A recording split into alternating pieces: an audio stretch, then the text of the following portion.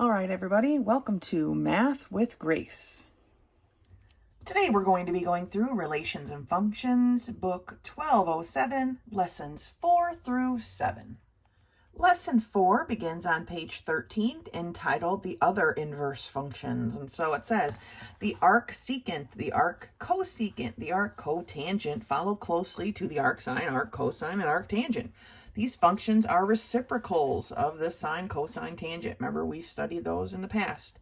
So, if the sine of 0 equals 0 and the cosecant of x equals 1 over the sine of x, when x is 0, the cosecant of 0 is 1 over 0. Therefore, the cosecant 0 is undefined. Now, if the arccosecant of x, then for y equals 0, x is undefined. Okay, that's the arccosecant. It's kind of a mouthful. So it says the actual range and domain sets for each of these functions are left for this exercise. So that's it. That's all there is for the lesson 4. Then they just have some problems for us to work on. So let's take a look at number 1. Y equals the arccosecant of 2. Okay, well, then it's what that is saying is the cosecant of y is equal to 2. So what does that mean? Well, if we grab our little chart and cosecant of y is equal to 2, then y, it must be pi over 6. So y equals pi over 6 plus 2 pi k. Don't forget your 2 pi k. And there's also another 2 on here, right here. So 5 pi over 6 plus 2 pi k. All right, since these are so similar to what we've been working on, there's literally only 5 problems on this page. Let's turn the page and see what's awaiting us. Looking at page 14, I would like to do number 11 with you. Simplify the cotangent of the arctangent of 5. Starting with the arctangent 5, we know from that the tangent then of theta is equal to 5. That's what we get from this information. We know that the cotangent of theta is equal to 1 over the tangent of theta. So our cotangent of theta is equal to 1 over 5. Okay? That's it. So sorting these problems out, we just want to do one part at a time. Start inside the parentheses and work your way out, just like we've been doing this entire book. All right, that's lesson 4. Lesson 5 begins on page 16, graphs of inverse functions. So here it says here, consider a few solutions to y equals the arcsine of x. So remember, we've switched the range and domain. And so this is what we end up with. When we graph it then, rather than the regular sine function that moved along the x-axis, right? Here, the arcsine moves along the y-axis, so it kind of goes up and down.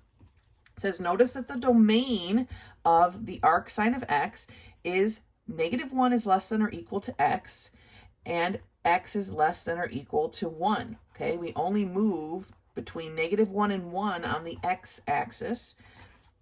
And the range is all the real numbers in between there. Okay, we've just switched them, right? And we get this graph. But this graph is not a function, right? Because, let me slide it up here. Because y is multi-valued, right? For x equals 0, there are many values for y.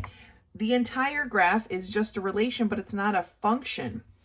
But if they change the range to -pi over 2 and pi over 2, then this chunk of the graph can be considered a function. All right? Looking at page 17, it says this graph is related, and its related values are sometimes called the principal values of the function. This little chunk, I believe, down here is what they're talking about. And then it says that therefore f of x equals the arc sine of x, which tells us that our x values are between -1 and 1, and our function values, or our y, is between pi over 2, or negative pi over 2 and pi over 2. They forgot the negative, right? And then he says here, the graph of the arc cosine is very similar to that of the arc sine. Okay, again, we're going to be moving up and down across the y-axis, and that results in this graph here. It says the range is restricted to, or if the range is restricted to 0 is less than or equal to y, which is less than pi, then we can call this chunk a function with these restrictions, okay? Now remember, I want you to notice here that at 0, okay, remember, on the sine, even though this is the inverse sine or the arc sine, here's my 0, 0 right here, my origin point. Okay, the sine function, even this arc sine function, passes through the origin point. But here is my 0, 0 here. Here's my origin point. And remember, we're at a +1. Okay, so it graphs exactly like normal, except we're switching the x and y values, all right? Let's turn the page.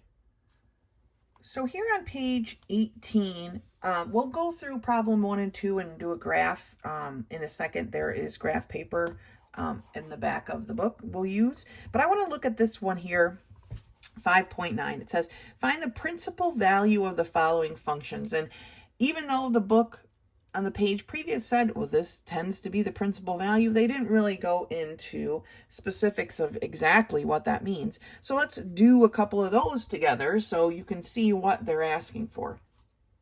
So it says the arc sine of 1/2 tells me that the sine of theta is equal to 1/2. And so we go here and we see the sine of theta is 1/2. And so the principal value, and I'm just going to call it PV, is equal to pi over 6 or 30 degrees. Okay, that's really all they're looking for. The arc cosine of the square root of 2 over 2 tells me that the cosine of theta is equal to the square root of 2 over 2. So the principal value, cosine square root of 2 over 2, is pi over 4 or 45 degrees. Okay? And that's all they're looking for with the principal value. So there's a couple more there you can do. The self-test is only about principal values, so I wanted to make sure I went over a couple of those. Now let's go to the back of our book here, to the graph paper, and let's graph problems number 1 and 2. So I'm just the first page of graph paper. It's page 43 in the back of the book. And I'm going to do problem 5.1 and 5.2. Now, 5.1 is the arc tangent of x. Now, I pulled out my book 1204, and on page 13, they had given us the tangent values to graph for a regular graph, right? And so I just switch the domain and the range, and here's what we've come up with, okay? So I know I'm starting at the origin point right here of 0, 0. And then my next point is going to be at the square root of 3 over 3, whatever that is, and pi over 6. But I'm going to skip that one right now because I just want the even number, which is pi over 4. And remember, I'm going... the regular tangent graph went up like this, right? So this time I'm actually going to kind of swoop like here, right?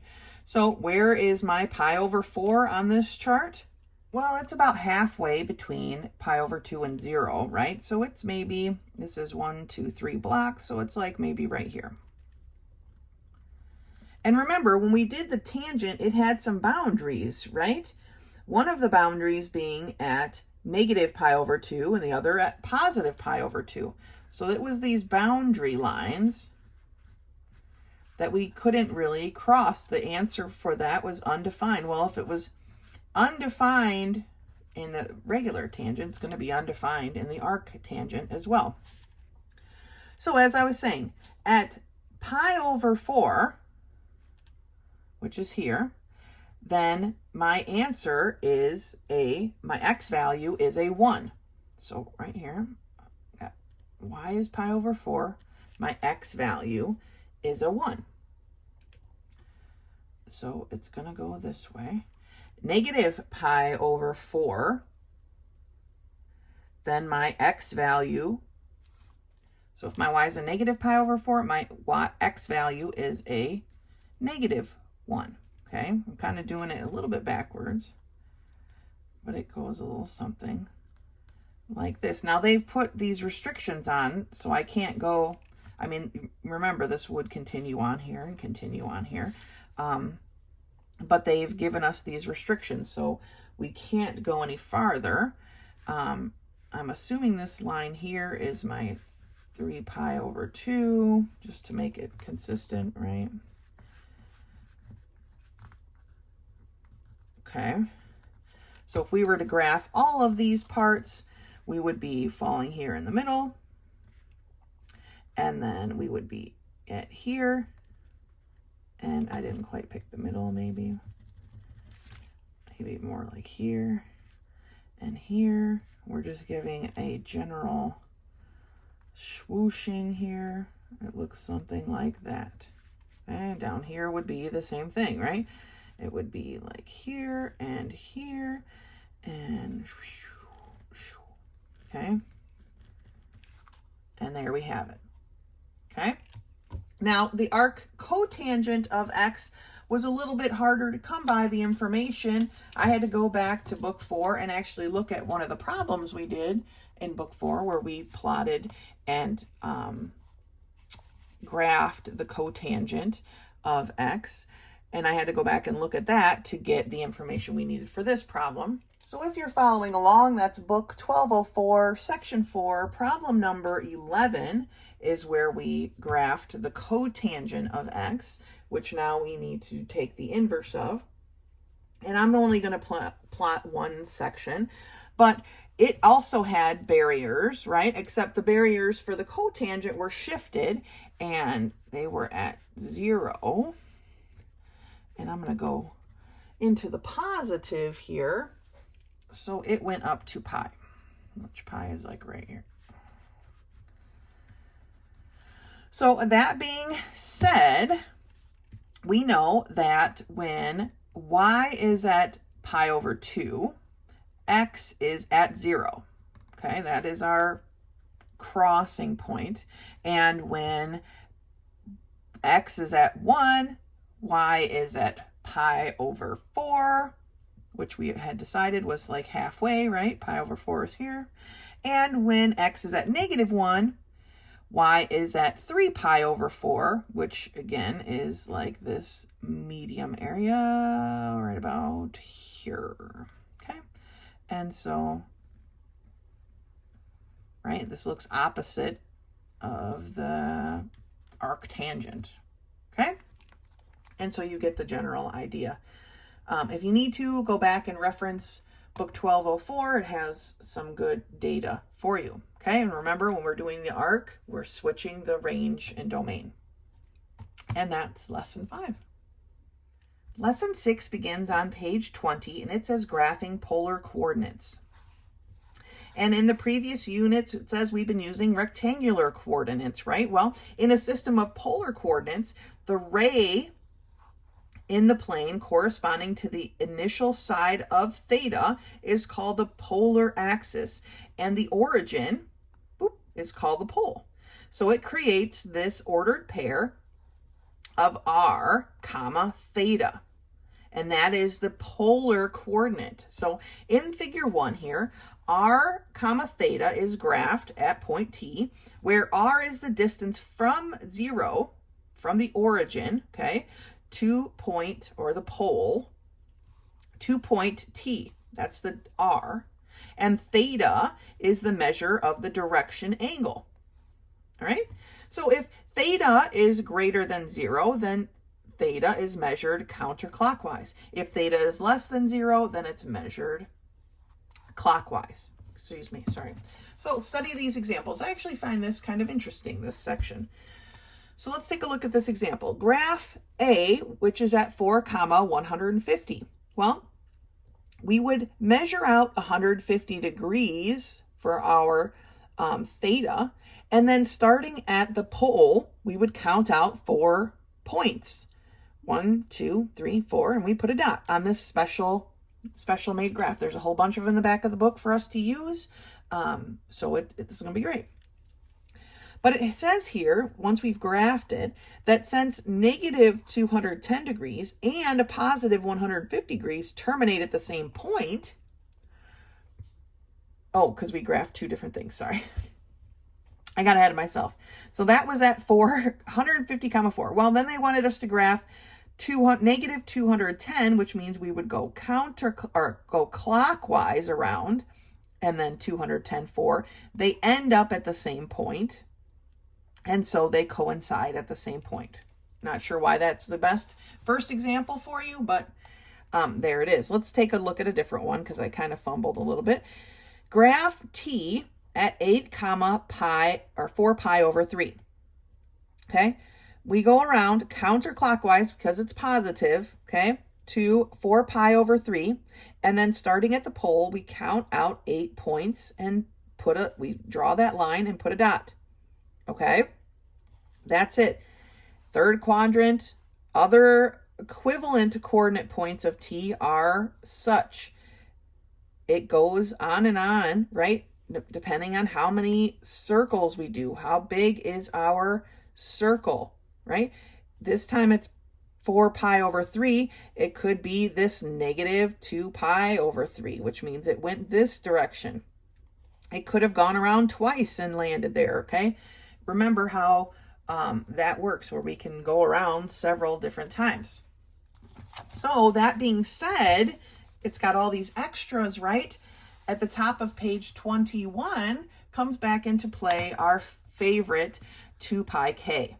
All right. So while this problem down here was 8, 4 pi over 3, the general form would be 8, 4 pi over 3.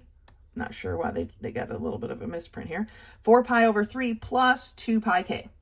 Okay, where k is an integer, and so our circle just keeps going around. It gives us an unlimited number of equivalent expressions, right? But then the book tells us, in most cases, unless it's noted otherwise, we will be restricting ourselves to one circle. Okay, one revolution from 0 to 2 pi, which is 360 degrees. All right. Then looking at the example here, the value r may also be negative. Hence, to graph the point P at negative 6, 240, we locate the 240, okay, which would be over here, but we're going to count the opposite direction. So here's 240. We would have started the pole and counted 6 this direction, but we're actually going to, once we find that line, we're going to count 6 this direction. Okay, opposite of the direction we would have normally counted. So we can notice then that the equivalent coordinate to negative 6 to 40 would be a positive 6 and 60 degrees. Okay, they are equivalent equations, or equivalent coordinates, sorry. So then we have just a general rule down here at the bottom of page 21. Theta, if r is greater than 0, okay, looks like this. If r is less than 0, so a negative r, then theta plus 180 or theta plus pi is what we're dealing with, okay? Here's my negative r, but we're actually dealing with this and not this, okay? So it would be theta plus 180. So here is the positive r, here is our negative r, so we end up with theta plus 180 degrees or plus pi. Okay, let's turn the page. So on page 22, we're given some coordinates to plot. Sorry, I picked these 3 problems to do with you. And so I switched to the back of the book, which is on page 46, and I am going to plot some of these points here. So 6.1, problem 1 basically wants us to plot A at 3, 2 pi over 3. Now, this one's a little bit differently, right? Because, I mean, here is our pole and here is our 0. And we're not quite used to this circle, but we want to move around until we find 2 pi over 3, which is way over here. 2 pi over 3 is this line. And we want to come out 3 places. So this is different where usually we plot our x first and then our y, right? For this occasion, we are plotting our y, or we're looking up our y first and then coming back and plotting our x. So my old eyes are not functioning well with this, but we are calling this 2 pi over 3. And so we want to count out 3 points from the pole. 3 points meaning these extra circles that go around. So here's 1. This first circle is pretty small, right? Here's 1, 2, 3. So it would be right here. I'm going to draw my line to my origin point. And that is my first graphing. I'm not going to, I'd love to be able to label it. I'm going to label it little a, I guess. Little a. There's my little a. So I'm doing 6.1, 6.5, and 6.22 all on this graph here. So let's look at little b then. Little b is -3, 2 pi over 3. Well, here's my 2 pi over 3 again, except this time I want a -3. Trying to get my ruler set up correctly here. So again, from my pole, but this time I want to count a -3. Oh, it's so tight. Okay. So I'm going to come here and I'll go 1, 2, -3. Oh, I forgot to draw my line. I went a little too far. Okay, here's my -3. So this is my little b. Now, if we were considering this angle, we would be considering this positive angle here, okay? But that's not what it's asking. It just wants us to graph them for right now. So problem 6.5 asks us to plot point A at 2, 60 degrees. Well, here's my 60 degrees. Man, I wish these were more than just 2. Because these circles are pretty small. So here's my 60 degrees. I'm all lined up. And I'm going to go out 1 circle and 2 circles and put a dot. And then connect it to the pole. And this is point A for number 6.5. You can use one graph for several problems like I am. I don't think they've quite given us enough of them to do one graph for each problem. So feel free to combine a few on a graph, okay? And the next problem I want to look at is problem 22, which says plot G at 4, 0 degrees. Well, 0 degrees is right here, right? And we want 4, so we're going to count out 1, 2, 3, 4. Boom. Not sure why they made this circle so big when we are doing such small plottings, but okay, whatever. They could have zoomed in a little bit, but that's all right. And there's my point G. All right, so that's the gist of what you need to do with these problems in lesson 6. All right, good job. Lesson 7 begins on page 25, and it's about converting coordinates, which makes sense, right? How do we get from polar to Cartesian and back and forth, right? So when polar axis coincides with the positive x-axis in the Cartesian plane, now we're back to using x and y, by the way, and we're stepping away from the UV. It says the trigonomic functions provided the link in showing the relationship between the two coordinate systems. The Cartesian coordinates are expressed as x, y, and the polar coordinates as r, comma, theta for any point t. All right, so it says for any point t, the sine is equal to the y, right, over the x.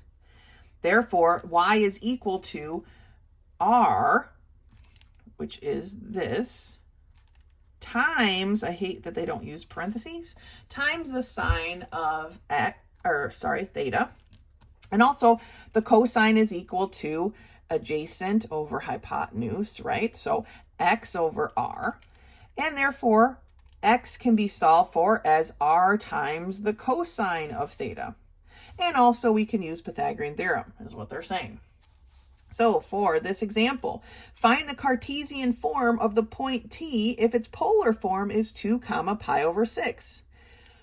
Well, the solution is going to use these points here, right? If x is equal to r times the cosine of theta, okay, then x is equal to square root of 3. Okay, the cosine of pi over 6 being the square root of 3, remember our chart, the square root of 3 over 2. So 2 times the square root of 3 over 2 gives us the square root of 3. Our y value is going to be r times the cosine of theta. So 2 sine of theta, which is pi over 6. So they have a little misprint here. This is actually supposed to be the sine because we just talked about it right here, right? Y equals r times the sine of theta. They got a bit of a misprint, so make sure you correct that. So that, back into it, 2 r being, I wish they would use parentheses here. So 2 times the sine of pi over 6, okay? The pi over 6 and the sine of that is 1/2. 2 times 1/2 is 1. So our coordinate points, x is the square root of 3, y is 1. They put it right here.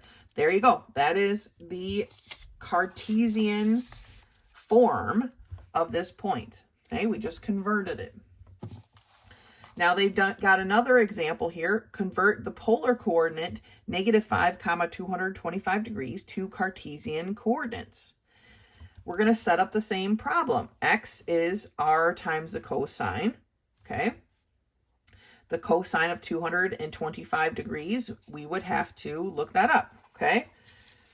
I have it on here. Here's 225 degrees. The cosine for that is negative square root of 2 over 2. And we have got that here. Negative times a negative is going to give us a positive, so it's 5 times the square root of 2 or 2, or literally 5 times the square root of 2 over 2, okay? And then r, they wrote it correctly here, or y equals r times the sine of theta. 5 times the sine of 225 degrees. Again, here's our chart. 225 degrees. The sine is still a negative 2 over 2. Negative square root of 2 over 2, sorry. So they create a positive answer. And so that is our coordinate, okay? We're just making some conversions. Let's turn the page. At the top of the page, it also says that we can get the following relationship.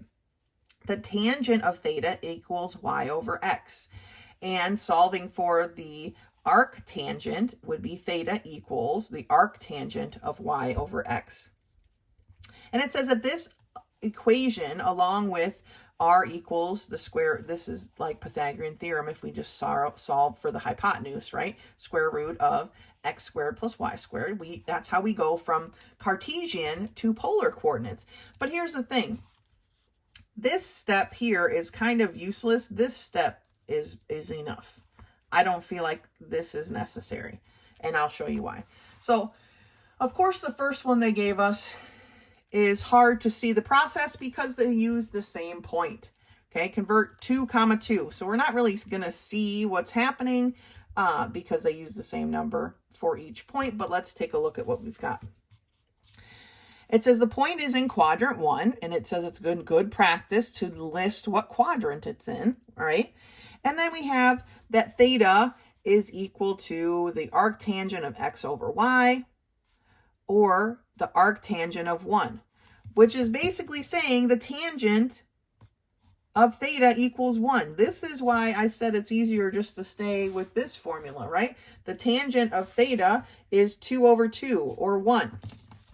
And once we see that the tangent of theta is 1, we can go where the tangent is 1 and say that our angle is 45 degrees because we're in the first quadrant, right? So we have a 45-degree angle.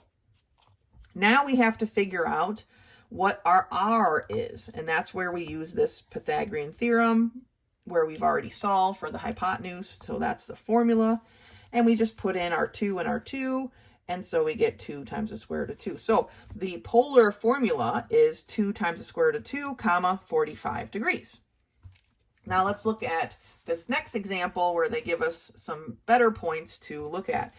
Convert -2, comma, 4 to the polar form. This is in the second quadrant, right? We'd have to go negative and up 4.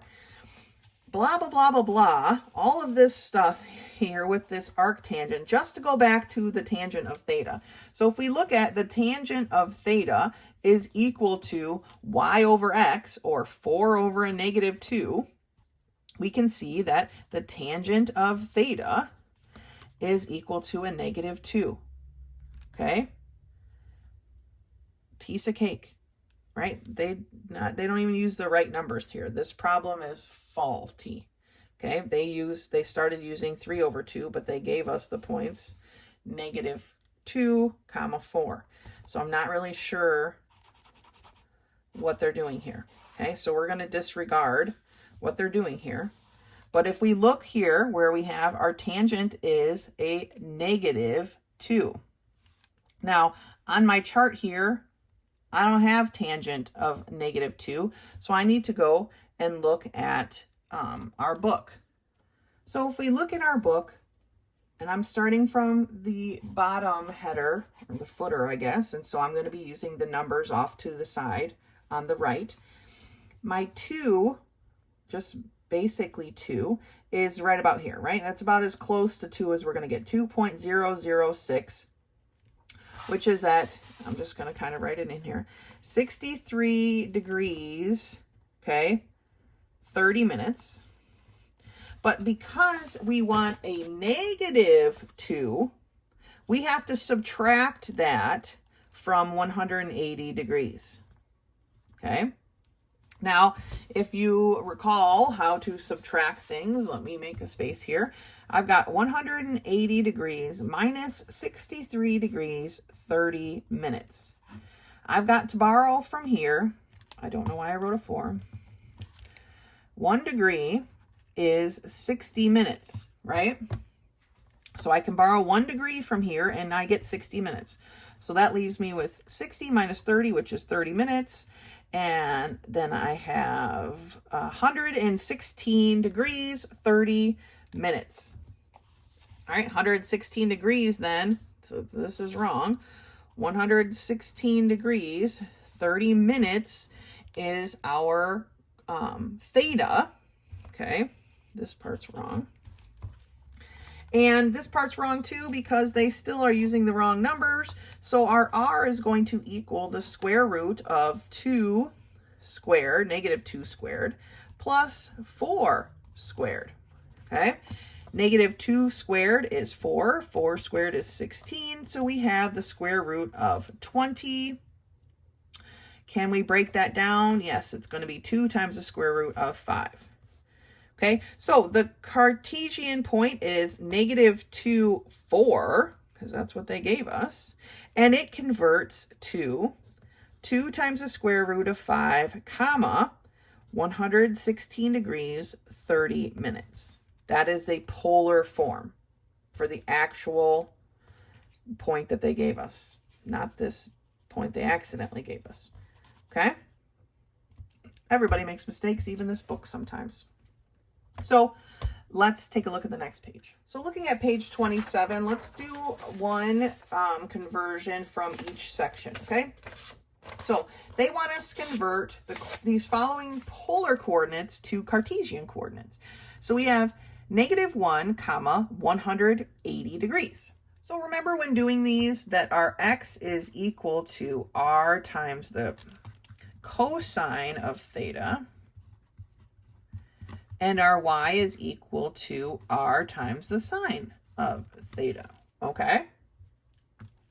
So here is our point. We've got for our x coordinate is going to be equal to -1, okay, times the cosine of 180 degrees. And what is the cosine of 180 degrees? I was trying to grab my chart real quick. Oh, darn it. It is a axis, right? This is 180 degrees right here. So because it's on the coordinate plane, the cosine is actually this x value here. So x is going to be equal to -1 times a -1, or -1 times -1, x equals 1. Now for my y, let's draw a line here. My y is going to be equal to -1 times the sine of 180 degrees. Now my sine of 180 degrees is the y value. Since it's on an axis, it's the y value. So my y is equal to -1 times 0, or y is equal to 0. So the the Cartesian coordinates for this one is at 1, 0. 1, 0. So that's how you do the rest of those. Now let's take a look at going from Cartesian coordinates to polar coordinates, okay? Which is what we did over here on this page, right? So the tangent of theta for number 11 is 0/0, which is 0, right? Tangent of theta equals 0. So where does our tangent equal 0? Well, our tangent equals 0 at the same place our coordinate points equal 0. So the polar coordinate for this is literally 0, 0. It's no different than what they gave us. So let's do another one. I don't like it when they do those kind of problems. It's kind of annoying, right? So I'm not going to do the tangent of 2/2 because it's literally done right here. So let's skip ahead to number 13, which is -2, 2 times the square root of 3. So my tangent of theta is going to equal y over x. So 2 times the square root of 3 over a -2, or negative square root of 3. That's what we can reduce this down to, okay?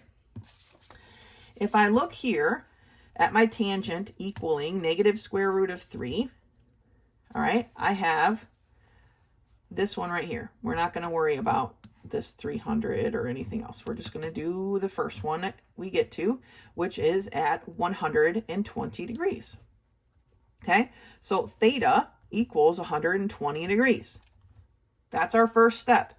Now we need to find out what is the r. And to do that, we have to say that r is equal to the square root of -2 squared plus 2 times the square root of 3 squared, right? So that tells me that r is equal to 4 plus, remember when we're squaring 2 times the square root of 3, that we've got to square the 2 and square the square root of 3, okay? Squaring a square root eliminates the radical, so that's just a 3. Squaring my 2 is 4, so 4 times 3 is 12. So this is the square root of 16, or 4. So our point, our coordinate here is going to be at 4, 120 degrees. Our polar coordinate, 4, 120 degrees. Okay? That's how we do those. So, a lot of points, like I keep saying, from other books coming in handy, a lot of charts and those things. Make sure you have all of that stuff at hand. Up here at the top, we're using these two formulas to solve for our point x and y. Down here in this section, we are using our tangent and our Pythagorean theorem to solve for basically the hypotenuse, which is represented with an R, okay, and the number of degrees of our angle. And that gives us our polar coordinates. And that's lesson 7. Like always, if a question comes up or you need help with something, please don't hesitate to contact me. Otherwise, until next time.